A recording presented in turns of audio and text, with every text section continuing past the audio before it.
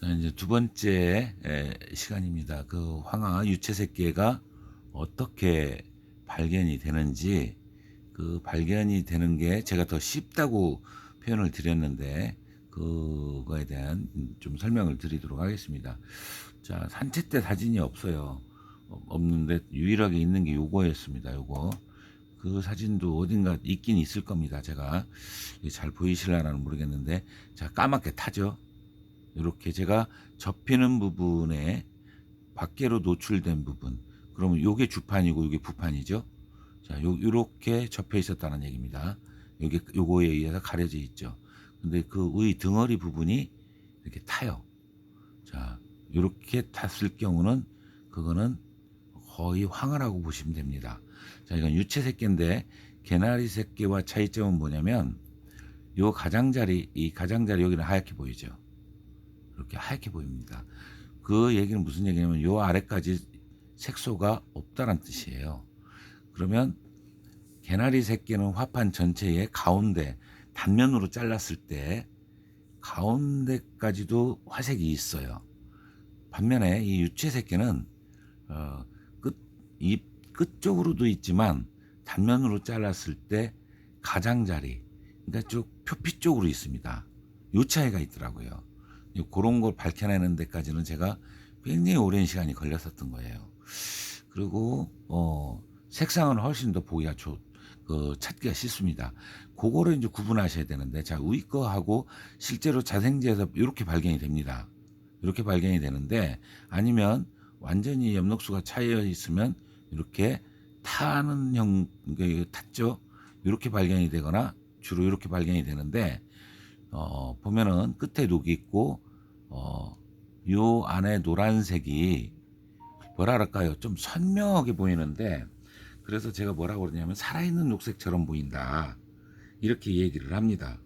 살아있는 녹색과, 그러면은 의성하고 소위 가성이라 하는 일시적으로 나타나는 그거하고는 엄연히 차이가 있는데, 그거를 조금 이렇게 분리해서 보면 이렇습니다.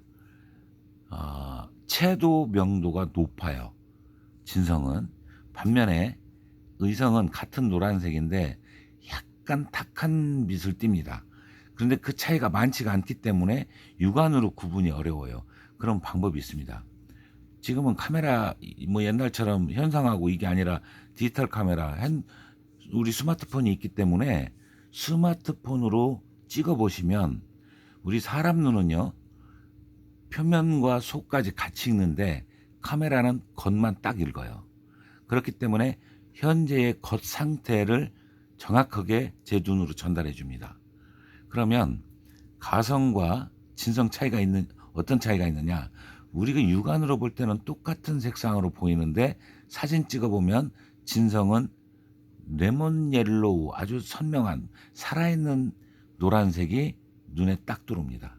반면에 가성이나 의성은 내가 눈으로 보았던 것보다 색상이 흐립니다. 채도 명도가 낮다고 그랬죠. 이 차이가 있기 때문에 카메라를 놓고 직접 비교도 가능하다는 겁니다. 이렇게 제가, 저한테 배우시는 분들은 다 그렇게 배웠어요. 그런데 그렇게 하다 보니까 빨리 깨기 시작하더라고요. 단지 이제 유채색계와 개나리색계의 색상 차이가 많이 있느냐? 그렇지 않습니다.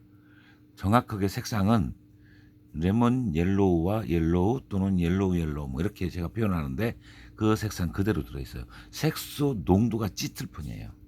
네.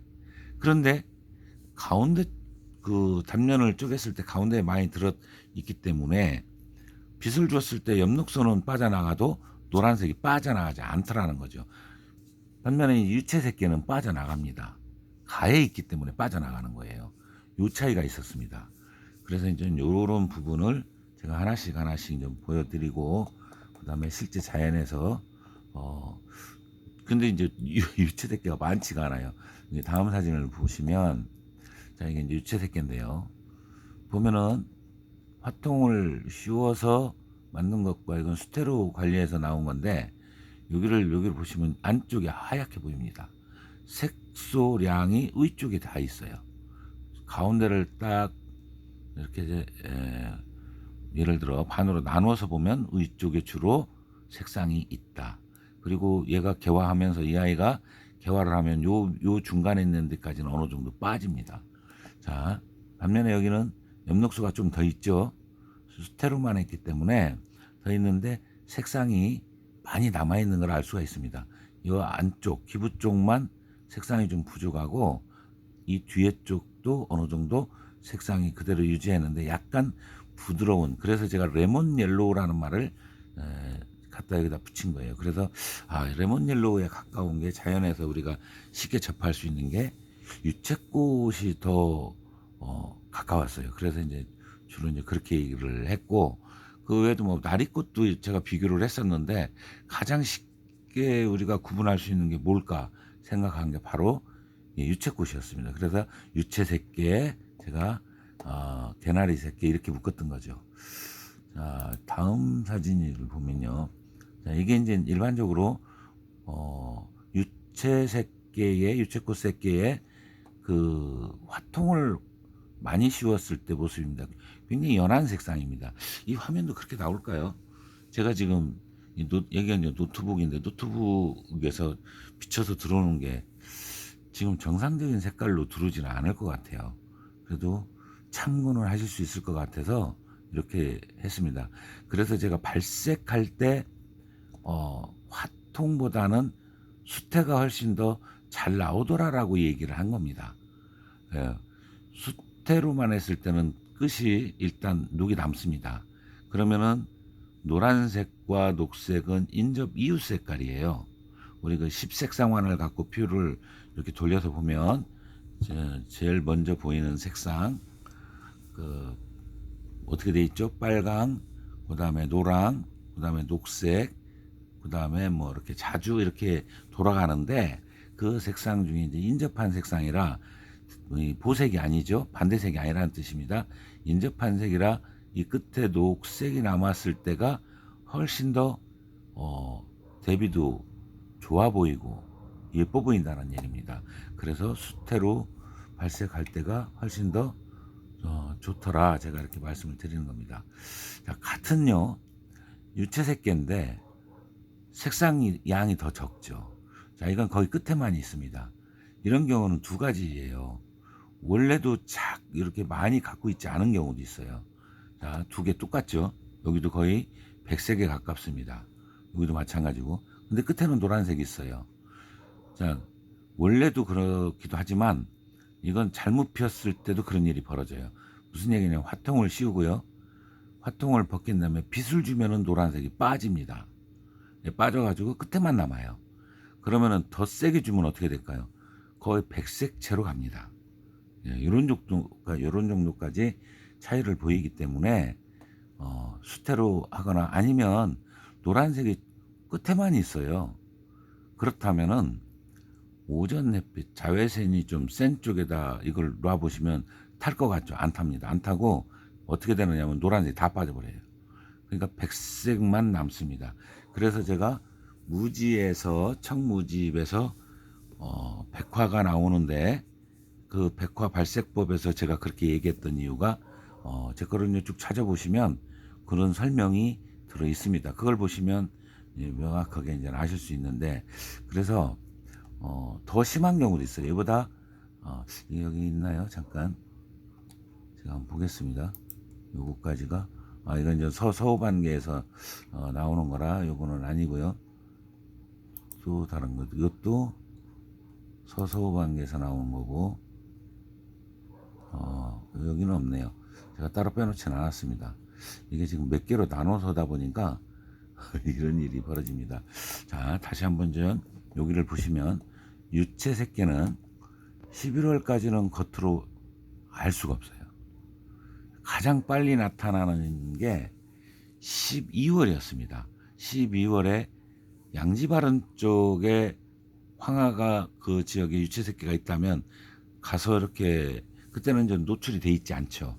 봉우리 재 있지 않습니까? 그런데 양지 쪽에는 경사지예요. 또 그것도 경사지는 꽃이 들어나는 경우가 있습니다. 그때 이런 형태로 보입니다. 이런 형태로. 특히 가장자리 쪽으로는 더 선명하게 보입니다. 여기가. 그러니까 지금 요 보이는 형태에 가깝다 이렇게 보시면 돼요. 그래서 쉽게 발견이 돼요. 그러니까 개나리 새끼보다 훨씬 발견이 쉽습니다. 자, 지금은 이제 얼마나 이제 자생지에 있을지는 모르겠는데 특히 이제 충청도에 많았었어요. 엄청 많았었습니다. 제가 가면 그 많이 만나면 안 믿으실 것 같아요. 진짜 10폭 이상을 만났으니까 엄청나게 만나는 거죠. 근데 이거는 또 밭을 이루지 않습니다. 굉장히 특이해요. 밭이라는 건 우리 산반밭 또는 뭐 소신밭 이걸 연상하시면 우리가 이제 좁은 구역 내에 같은 그 형제주들이 있다는 걸 우리 밭으로 이야기하지 않습니까? 반면에 이건 산 전체에 있어요.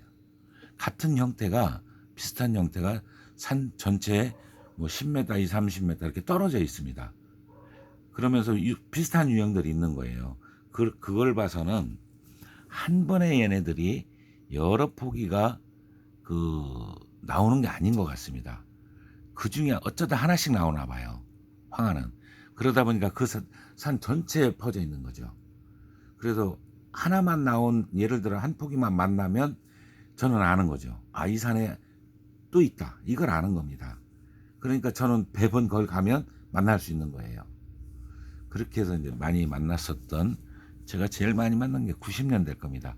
90년대 초에 다른 분들이 몰랐기 때문에 저는 굉장히 쉽게 알 수 있었던 거죠.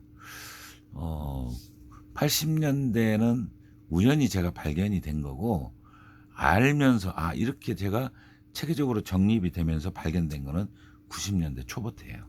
그때는 많이 만났죠. 자, 이제 두 가지 유형을 제가 말씀을 드려봤습니다. 그래서 개나리 새끼와 유채 새끼의 다른 점과, 그리고 지금 사진을 좀 정확하게 보여드려야 되는데 이게 노트북을 통해서 보여드리다 보니까 보시는 분이 이게 지금 같은 색상일지 아닐지 제가 좀 걱정이 됩니다. 좀 도움이 되셨을라나 모르겠어요. 우리 구독자분께서 그거를 좀 글로 제가 표현이 안 돼서 좀 요거를 보여드리겠다 이렇게 하고 제가 영상을 담아봤습니다.